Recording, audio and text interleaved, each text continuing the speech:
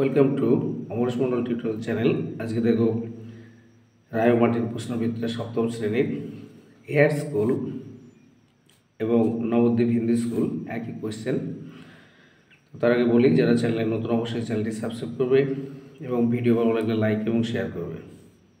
দেখো, physical science একটি থার্মোমিটারের সাহায্যে সবচেয়ে কম উষ্ণতা -10 ডিগ্রি এবং সবচেয়ে বেশি উষ্ণতা 190 ডিগ্রি মাপা যায়।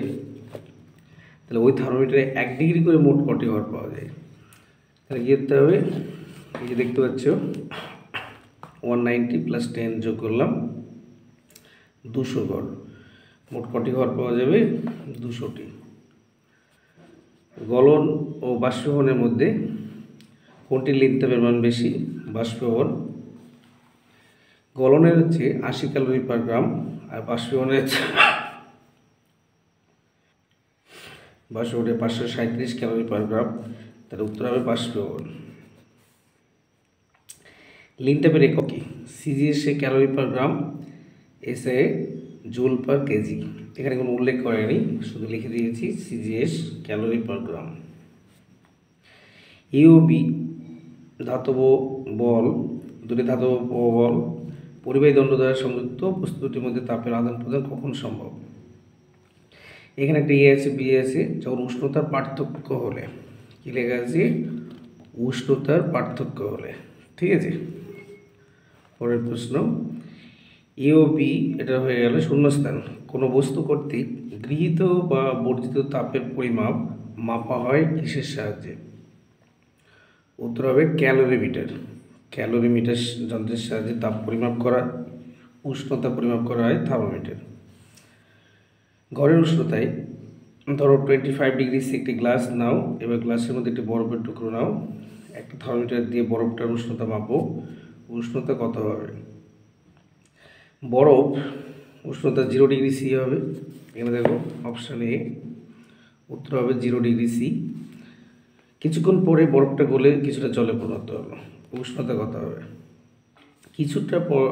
কিছুক্ষণ পর বরফটা গলে, তার মানে সেটাও 0 ডিগ্রি সি হবে। এই ঘটনাকে কি বলা হয়? এটা হচ্ছে গলন। সি একটা উত্তর হবে গলন। বরফের দ্বারা গৃহীত তাপকে কি বলা হয়? বরফ যেহেতু তাপ গ্রহণ করছে, জলে পরিণত হচ্ছে, অবস্থার পরিবর্তন করছে, এটা হচ্ছে লিন তাপ, লেটেন্ট হিট।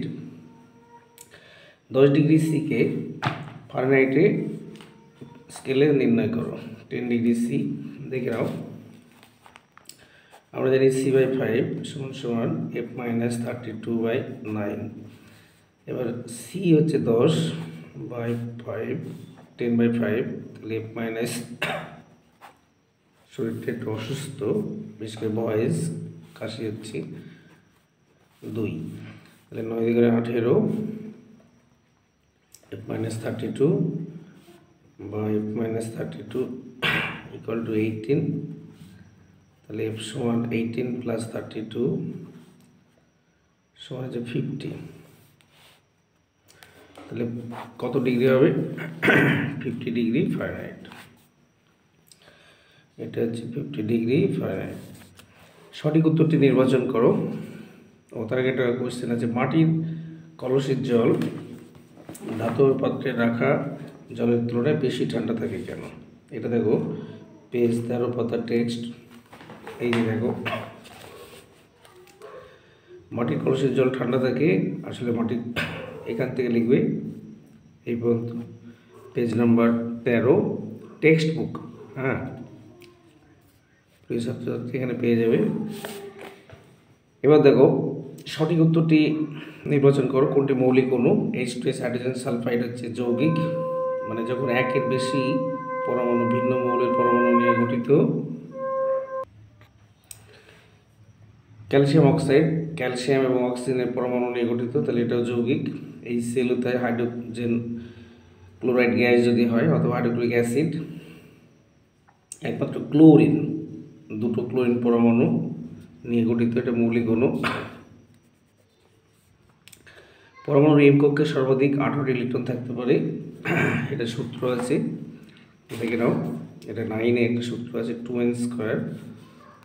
n = যদি 1 হয়, কক্ষটানা হচ্ছে কে, তাহলে 2 × 1² = 2 n সমান যদি 2 হয় l কক্ষ 2 × 2 স্কয়ার 4, n সমান যদি 3 হয় তাহলে m 2 × 3 স্কয়ার, 3 স্কয়ার = 9, 9 × 2 18, ঠিক আছে। তাহলে m কক্ষে 18টি। n পরমাণুর n বর্জন করলে n প্লাস আয়ন তৈরি হবে। পরমাণুর কেন্দ্রকে কি বলে? নিউক্লিয়াস। সালফিউরিক অ্যাসিডে কটি অক্সিজেন পরমাণু আছে? H2SO4, অক্সিজেন আছে 4টি। এই টাইপের কোশ্চেন খুব পরীক্ষায় আসে। 71-এ CH4 + Cl2, এটা হচ্ছে প্রতিস্থাপন বিক্রিয়া, একটা হাইড্রোজেনকে ক্লোরিন প্রতিস্থাপিত করে মিথাইল ক্লোরাইড তৈরি করেছে। KCl3 পটাশিয়াম ক্লোরেট থেকে KCl + 3O2 উৎপন্ন হচ্ছে, এটা বিয়োজন বিক্রিয়া।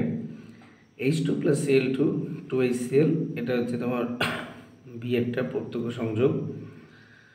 আর sodium carbonate + lead nitrate, lead carbonate + sodium nitrate, এটা হচ্ছে বিনিময়। সোডিয়ামের জায়গায় লেড এসছে, লেডের জায়গায় সোডিয়াম এসছে, তাই না? সমতা বিধান দেখো এখানে লিখেছি সি প্লাস নাইট্রিক অ্যাসিড। এখানে তোমরা যদি অক্সিজেন 3টে আছে 2 দিয়ে গুণ করো, তাহলে নাইট্রোজেন হয়ে গেল 2টো, এখানে 2টো আছে। এইবার অক্সিজেন এখানে যদি একই রাখি, এখানে 5 দিয়ে গুণ করি, তাহলে এটাও 5 হয়ে যাচ্ছে, তাই না?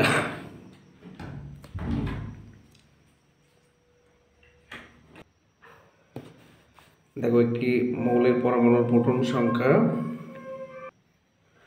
একটি মৌলের পরমাণুর প্রোটন সংখ্যা 6, তাহলে পারমাণবিক সংখ্যা 6 হবে, পরমাণু ক্রমাঙ্ক 6 লিখেছি। আর নিউটন সংখ্যা 7, তাই নিউটন সংখ্যা প্লাস প্রোটন সংখ্যা যোগ করলে 13, এটা হচ্ছে ভর সংখ্যা, ঠিক আছে। মনে রাখবে প্রোটন প্লাস নিউটন সমান ভর সংখ্যা। Phosphorus pentachloride PCl5, my dear student, কীভাবে লিখতে হয় সংখ্যা দেখে নাও। পেন্টা মানে 5, তাহলে ফসফরাসের PCl5, ফসফরাস পেন্টাক্লোরাইড। আর একটা দিয়েছে ক্যালসিয়াম বাইকার্বনেট, ক্যালসিয়ামের যোজ্যতা 2 আর বাইকার্বনেট হচ্ছে 1। আমরা একটা লিখি না, এটা তো হবে 1 না লিখে এই CO3 2, ঠিক আছে। 1টা এখানে লেখা হয়, কিন্তু 1 আমরা লিখি না, মানে এটা না লিখলে বেটার লাগে দেখতে। এবার 2টা এখানে আসবে, তাহলে বাইকার্বনেট যোজ্যতা 1 আর ক্যালসিয়ামের 2। তো লাইফ সায়েন্স, ফ্যাটি দ্রব্য ভিটামিন ADE আমি মনে রাখি এইভাবে, অ্যাডেক। আর BCP সেটা হচ্ছে স্নেহে দ্রাব্য নয়, অর্থাৎ জলে দ্রাব্য। রক্তল্পতা কি? রক্তল্পতা হচ্ছে রক্তে লোহিত কণিকার সংখ্যা কমে যাও। মানুষের অস্তিত্বে জলের পরিমাণ কত? মানুষের অস্তিত্বে জলের পরিমাণ হচ্ছে 31%। খাদ্যে প্রদত্ত কোটির অভাবে গলগণ্ড রোগটি দেখা যায়, এটি উত্তর হবে আয়োডিন। পেশিতে উপস্থিত প্রোটিনগুলি কি? এটা উত্তর হবে অ্যাক্টিন, মায়োসিন। এটা ক টয় অসুবিধার জন্য অ্যাক্টিন এবং মায়োসিন। চামচ আকৃতির নখ দেখা যায় খাদ্যে কিসের অভাবে? আয়রন বা লোহা। প্রাকৃতিক খাদ্যে পুষ্টি বেশি কিন্তু দাম কম, ধরো পাকা পেঁপে, পাকা আম, অনেক ধরনের ফল থাকে যেটা প্রাকৃতিক পুষ্টিটা বেশি। সালোকসংশ্লেষ প্রক্রিয়ায় বায়ুশক্তি শর্করাজাতীয় খাদ্যের মধ্যে আবদ্ধ হয়, এটা সৌরশক্তি হতো, তাহলে মিথ্যা হবে।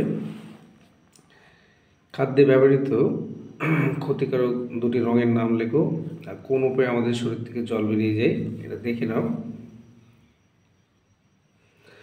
যেমন হলুদ মিষ্টি আমরা খাই, বা সস্তা বিরিয়ানিতে মেটানিল ইয়েলো থাকে, আর চকলেট, পেস্ট্রি আর কোল্ড ড্রিঙ্কস বাদামি রঙের হিসাবে ক্যারামেল থাকে, 2টো লিখে দেবে। এছাড়াও অনেকেরই প্রিয় পটেটো চিপস, সেটা ট্রান্সফ্যাট থাকে। মোমো বা চাউমিনে আজিনোমোটো, ঠিক আছে। মোটামুটি যে কোনো 2টো লিখে নেবে। পরের কোয়েশ্চেন দেখো, কোন কোন উপায়ে আমাদের শরীর থেকে জল বেরিয়ে যায়? দেখে নাও। আচ্ছা, এটা আছে তোমার আগেরটা 162 পাতা, এটা পেয়ে যাচ্ছে নিচে দেখো টেক্সট বুক 162। এই যে দেখো, তোমার দেহ থেকে জল বেরিয়ে যায় মূত্রের মাধ্যমে 1.5 থেকে 2 লিটার, ঘামের মাধ্যমে 600 মিলিলিটার, শ্বাসের মাধ্যমে 300 মিলিলিটার, মলের মাধ্যমে 100 মিলিলিটার, চোখে জলের মাধ্যমে 50 মিলিলিটার। ঠিক আছে, এটা আছে তোমার পেজ নাম্বার 170, 170। পরের কোশ্চেন দেখো মাই ডিয়ার স্টুডেন্ট, প্রদত্ত উপাদানগুলি মানবদেহে একটি করে ভূমিকা লেখো। এটা সহায়িকায় আছে 262 পাতা। Vitamin K, calcium, zinc, phytochemical, সহায়িকা 262, রায়োমার্টিন। এই যে দেখো, রক্ত ক্ষতস্থান, রক্ত সহজে জমাট বাঁধে না, রক্তাল্পতা দেখা যায়, এটা ভিটামিনের তাহলে ভিটামিন কে এর অভাবে। তাহলে ভিটামিন কে কী সাহায্য করে? ভূমিকা, কেটে যাওয়া জায়গা থেকে রক্ত পুরোটা বন্ধ করে আর পিত্ত নিঃসরণে সাহায্য করে।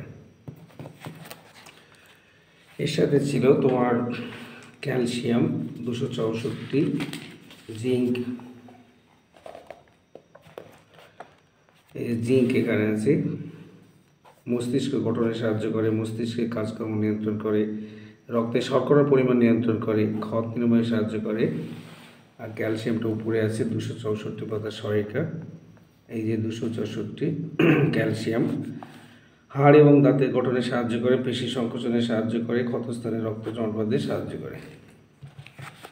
ঠিক আছে, আর এই কোশ্চেন দিয়েছে ফাইটোকেমিক্যাল 161 পাতা। ফাইটোকেমিক্যাল আমাদের কীভাবে সাহায্য করে? এখান থেকে 200 সহায়িকা, কোশ্চেন নাম্বার 45, 283 পাতা। এটাও মিস্টেক হয়েছে, সহায়িকা জল বিশুদ্ধকরণের দুটি ঘরোয়া উপায়, 173 পেজ। এমনি আমি বলে দিচ্ছি, এটা পেজে নেই। দুটি ঘরোয়া উপায় হচ্ছে, একটা ব্লিচিং পাউডার দিয়ে বিশুদ্ধকরণ করা হয়, আর একটা হচ্ছে ফটকিরি। সরাসরি প্রক্রিয়ায় প্রয়োজনীয় উপাদানগুলি কী কী? 285 পাতায় আছে। একটা হচ্ছে জল আর কার্বন ডাইঅক্সাইড, পরিবেশ থেকে দরকার, সূর্যের আলো, জল এবং কার্বন ডাইঅক্সাইডের সাহায্যে খাদ্য তৈরি করে। ঠিক আছে, বলেছে সংশ্লিষ্ট খাদ্য বেশি খাওয়া উচিত নয়। কেন? হৃৎপিণ্ড, যকৃৎ, বৃক্ক, মস্তিষ্কের ক্ষতি হয়। সকলে ভালো দেখো, ভিডিও ডিসক্রিপশন বক্সে স্কুল 1 এবং 2 এর উত্তর দেওয়া আছে, দেখে নিও।